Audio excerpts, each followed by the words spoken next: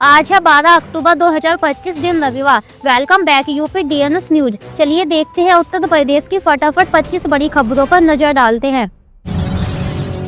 केंद्र सरकार ने आज डिजिटल इंडिया मिशन के तीसरे चरण की शुरुआत की, जिसमें गांव में हाई स्पीड इंटरनेट पहुंचाने का लक्ष्य तय किया गया है।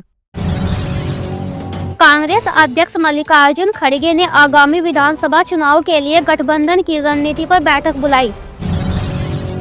बीजेपी ने उत्तराखंड और हरियाणा में चुनाव अभियान की शुरुआत कर दी है। गृह मंत्री अमित शाह ने कहा कि मोदी सरकार के कार्यों पर जनता का भरोसा पार्टी की सबसे बड़ी ताकत है।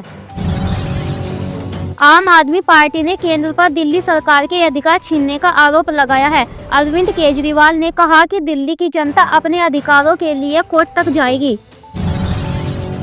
समाजवादी पार्टी प्रमुख अखिलेश यादव ने कहा कि यूपी में बेरोजगारी और महंगाई के मुद्दे पर पार्टी प्रदेश भर में जनसंवाद यात्रा निकालेगी। केंद्रीय गृह मंत्री अमित शाह ने जम्मू कश्मीर के हालात पर उच्च स्तरीय बैठक बुलाई। सुरक्षा एजेंसियों ने अमरनाथ यात्रा और सीमा पर निगरानी बढ़ाने के निर्देश दिए। राहुल गांधी ने कहा कि कांग्रेस गरीबों और किसानों के हक की लड़ाई लड़ती रहेगी। उन्होंने कहा कि न्याय योजना को फिर से लागू करना पार्टी का प्रमुख एजेंडा होगा।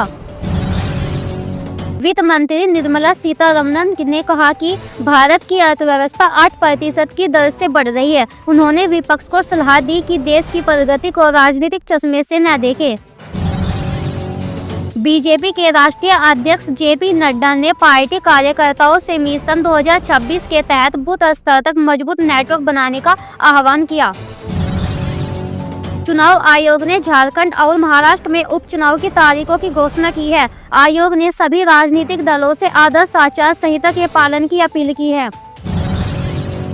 मुख्यमंत्री योगी आदित्यनाथ ने गोरखपुर में प्रधानमंत्री आवास योजना के तहत 160 परिवारों को नए घरों की चाबियां सौंपी। उन्होंने कहा कि राज्य में हर गरीब को छत देने का लक्ष्य जल्द पूरा होगा। लखनऊ में मिट्टी कला महोत्सव का शुभारंभ हुआ। सीएम योगी ने कारीगरों को आधुनिक तकनीक और डिजाइन सिखाने के लिए प्रशिक्षण शिविर शुरू करने की घोषणा की।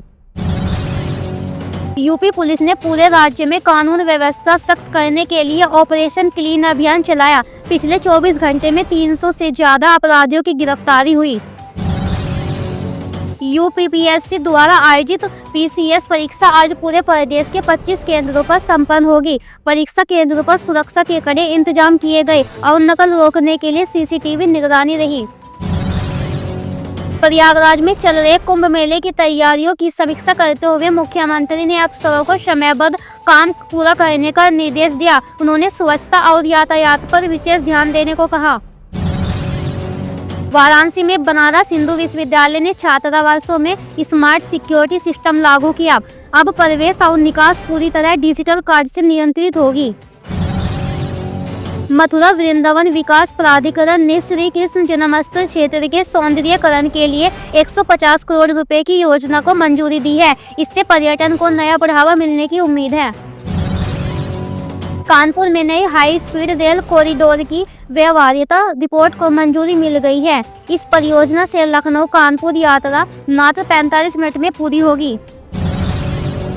आगरा में यमुना एक्सप्रेसवे पर हादसों को रोकने के लिए नया ट्रैफिक सेफ्टी सेंटर बनाया जा रहा है। यहां कैमरे और ऑटोमेटिक अलर्ट सिस्टम लगाए जाएंगे। उत्तर प्रदेश सरकार ने गुड स्मृतियों योजना लागू की है। दुर्घटना पीड़ित को अस्पताल पहुंचाने वाले व्यक्ति को 25,000 रुपए का इनाम मिलेगा। अलीगढ़ में महिला सुरक्षा के लिए नारी सुरक्षा चौपाल का आयोजन किया गया। पुलिस और प्रशासन ने छात्रों को आत्मरक्षा और कानूनी अधिकारियों की जानकारी दी।